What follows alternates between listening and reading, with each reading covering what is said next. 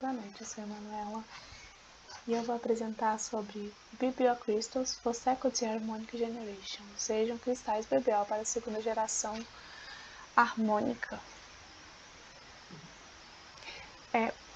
Os BBO Crystals for Second Harmonic Generation, que nada mais são que os cristais BBO de segunda geração harmônico em português, é o processo de segunda geração com cristais BBO que funcionam com base em um fenômeno óptico não linear, onde a interação entre a luz e o material altera a frequência da luz incidente.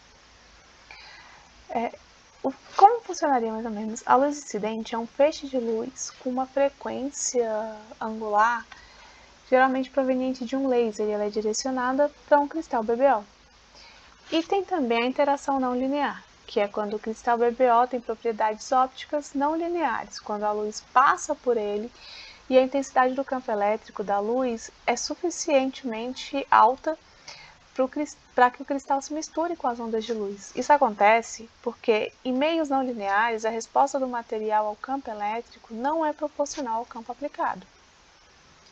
E também tem a criação dos harmônicos, que, como resultado dessa interação não linear, o cristal gera novos componentes de frequência e o efeito mais comum é a geração de segundo harmônico, onde duas ondas de luz com uma frequência angular se combinam e formam uma nova onda com uma frequência 2. Isso significa que a luz de frequência, aquele comprimento de onda de lambda, ela se transforma em uma luz com o dobro da frequência, então, portanto, a metade desse comprimento é onda.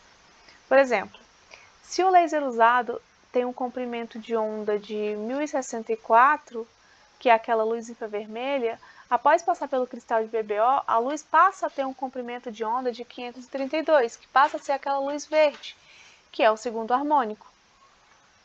E essa conversão eficiente, ela serve para que a conversão da frequência seja eficiente e não é necessário que o cristal esteja adequadamente alinhado com a polarização do feixe de luz. Não, é necessário que o cristal esteja adequadamente alinhado com o feixe de luz, com a polarização, em um processo conhecido como casamento de fase. Nos cristais BBO, o ajuste do ângulo do cristal permite otimizar essa conversão. E ele também, onde ele pode ser aplicado? Ele pode ser aplicado em lasers, em tecnologias médicas e científicas e nas comunicações ópticas. A gente pode fazer dois tipos de experimento. Eu vou sugerir dois tipos de experimento. O primeiro experimento seria a geração do segundo harmônico com os cristais, que ele objetiva como demonstrar a conversão da luz de laser infravermelho em luz visível por meio de um cristal BBO, usando o processo da geração do segundo harmônico. Para isso, seria necessário ter um laser IND com comprimento de onda 1064, um cristal BBO, teria que ser necessária a montagem do suporte óptico para que fosse ajustável para esse cristal, polarizadores para controlar essa polarização de feixe, um detector de luz, uma lente colimadora para ajustar o feixe do laser, um filtro de comprimento de onda, que é opcional, para poder isolar essa luz no 532, e um óculos de proteção para laser, para poder proteger quem está realizando o experimento. E os procedimentos seriam montar o laser, fazer a montagem do laser, posicionar o cristal, fazer o ajuste da polarização, casamento de fase, a observação da luz desse 532 e a detecção e alguns ajustes caso fossem necessários para que a gente pudesse obter 100% o objetivo. Isso para fazer fora de um laboratório é muito mais complicado. Aí vem uma sugestão de um segundo experimento, que seria a polarização de luz com filtros polarizadores.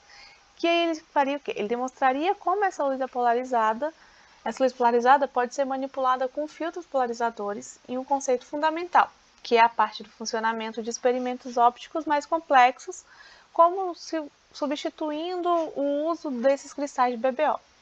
Para isso, seria necessário apenas 2 óculos de sol polarizadores ou 2 filtros polarizadores, e uma fonte de luz e uma superfície brilhante, podendo ser uma mesa de vidro ou uma superfície com um lago ou uma poça d'água. Eu vou fazer esse experimento com um copo com água para que a gente possa ver como que passaria esse feixe de luz. Para isso, a gente vai usar os 2 óculos, o copo e uma lanterna. Os procedimentos vai ser testar essa polarização, fazer uma rotação dos filtros para que as lentes fiquem lineares e observar quais são esses reflexos. A fim de que a gente pudesse ver um pouco mais sobre como funcionam esses filtros, esses experimentos, foram procurados alguns vídeos no YouTube que falassem sobre o assunto. O primeiro é esse Generation of Lighting Beta e o segundo é esse daqui do Daniel Coté, onde ele demonstra aquele primeiro experimento que foi explicado e ele detalha como que ele foi realizado no laboratório. São 2 vídeos muito interessantes sobre como é a realização desses experimentos.